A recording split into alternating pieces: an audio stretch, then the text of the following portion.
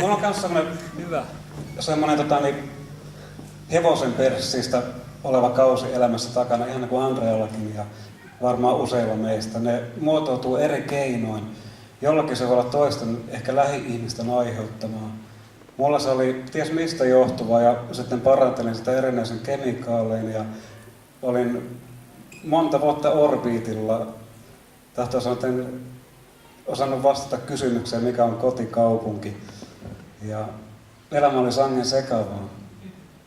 Mä olin saanut kohdata Jumalan kuitenkin jo aikaisemmin ja mulla oli sellainen jatkuva haku. Muistan jotain erityisiä öitä tai päiviä, sellaisia selkeitä hetkiä, kun mä niin huusin Jumalaa ja tuntui, että Jumala on aina sen kulman takana. Kun mä menen tohon, niin seuraavan kulman takana. Ja sitten mä menen tohon, niin ei kun seuraavan kulman takana. Mulla tuli tavaksi sitten, koska mulla oli kuitenkin koti, että muukin kuin pankkiautomaatti, niin mä sitä äänittelin, katoin Crystal Palace, mikä on se katedraali. Se on se amerikkalaisen Jumalan palveluksia. Se on kauhean positiivinen mies. Jutteli siinä ja mistä tuli mulle sellainen kiinnekohta elämässä. Ja ihan se positiivisuus vaan teki ison tehon. Mutta se ei riittänyt, se ihmisen positiivisuus ei se voinut tartuttaa mun elämään, koska Jumala loi ihmisen ja puhalsi ihmisen sieraimiin elämän hengen. Ja maailman metkut, ne trikkeeraa sen hengen pois ja sen hengen vaikutuksen pois ihmiseltä, tai on vienyt. Ja ilman Jumalan yhteyttä niin on vaikea joskus nousta ylös. Ja eihän uskontollasta mitään pumpulin pakkaamista. Kyllä meillä on raamatullinen kertomuksia, kun ihmisen on saattu rikki uskon tähden. Meillä on myöskin ja kidutettu ja näin. Meillä on myöskin raamatullinen kertomuksia siitä, että ihmiset on halunnut tehdä sen. Aikoinaan marttyyrit, kun kenenkäs vainot ne olikaan? Pahat vainot iski Rooman valtakunnassa. Neron vainot. Varmaan Neron vainot. Niin kun kristittyjä poltettiin roviolla, niin toiset kristityt, sinne tuli paljon todistuksia, että ne juoksi ja hyppäsi sinne roviolle myöskin. Ne oli palavia kristittyjä sillä keinoin. Ja semmoista tiettyä paloa, minä kohtasin sitä sitten jossain sellaisessa koulun aamun avauksessa. Tämä oli joskus kohdannut, kuulin hyvää kristillistä musiikkia, mutta tässä jutussa varmaan muutakin. Ja sitten tuli kuitenkin tosiaan omia huonevuosia väliin. Ja Jumala otti kiinni voimaperäisesti ja mä otin itse elämästä kiinni, otin vastuuta.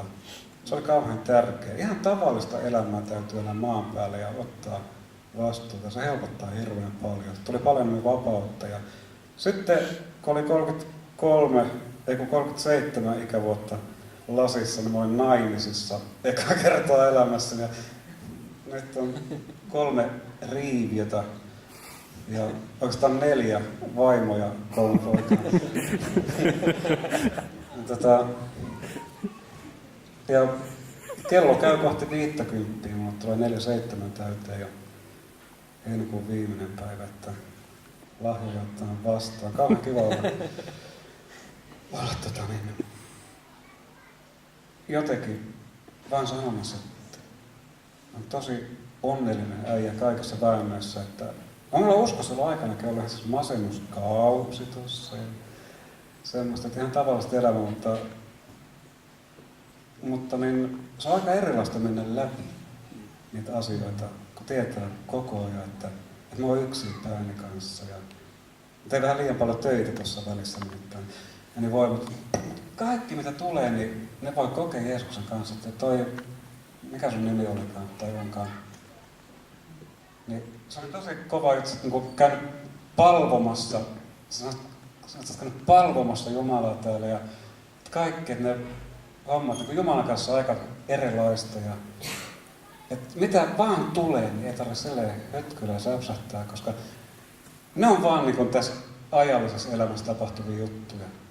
Jumala iankaikkisuudessa tulee ja hoitaa. Hän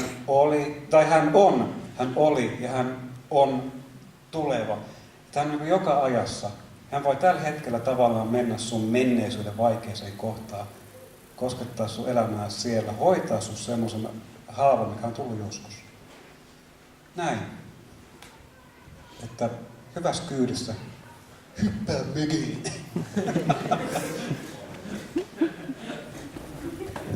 Yhä vaan nuoremmat kunnit täyttää 50. Mä luulin, että sä oot mun ikäinen. Mutta sähän oot kohta 50. Niin mä oon kohta kanssa. Yhä vaan nuoremmat kunnit täyttää 50. 10 vuotta edes elämästä välistä. Aivan. Nyt mä ymmärrän. Hei, kuka siellä kahvilassa hengailee? Pitää tuoda tänne saliin. Joku, mekin menen ottaa hauista sinne tytölle sinne kahvilaan. Hei poika siitä takarivistä keskeltä, sinä juuri, sinä. Mene sanoa sinne kahvilaan tytölle, nyt saliin kuuntelemaan. Joo, hyvä. Nyt me saadaan kuulla 3 biisiä pötköä.